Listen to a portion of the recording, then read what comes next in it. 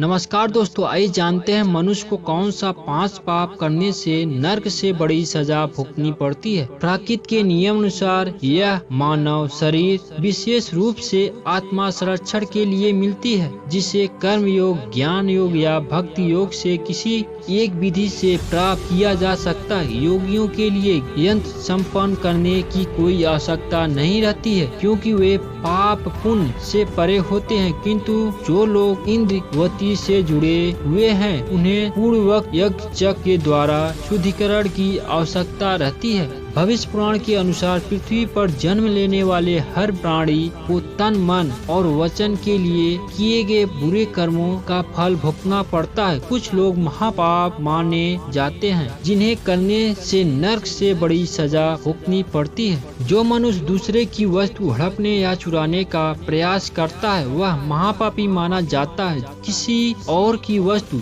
छल से पाने या चुराने में मनुष्य के जीवन में सभी पुण्य कर्म नष्ट हो जाता है। चोरी की हुई वस्तु से कभी भी लाभ नहीं मिलता, बल्कि उसकी वजह से नुकसान का ही सामना करना पड़ता है। दान न करने वाले भी महापापी होते हैं। गुरु मनुष्य को अच्छे बुरे का ज्ञान देता है। गुरु को पिता के समान और गुरु पत्नी को माता के समान मानना चाहिए। गुरु पत्नी के साथ संबंध रखने वाले या गुरु पत्नी को बुरे नजर से देखने वाले मनुष्य को ब्रह्म हत्या से भी बड़ा पाप लगता है। गुरु पत्नी के साथ प्रायश्चित किसी भी तरह संभव नहीं होता है। ऐसे मनुष्य को जयंती नामक नरक से उसके पापों का सजा मिलता है। अगर कोई मनुष्य जानकर या भूल से किसी की हत्या कर देता है, तो यह कर्म महापाप माना जाता है। ऐसे कर्म करने वाले मनुष्य को जीवन भर दुख का सामना करना पड़ता है। सिर्फ हत्या करने वाले ही नहीं, बल्कि ऐसे काम के साथ देने वाले मनुष्य को भी पाक नाम के नरक की यातना सहनी पड़ती है। इसलिए मनुष्य को भूलकर भी हत्या जैसे बुरे कर्म को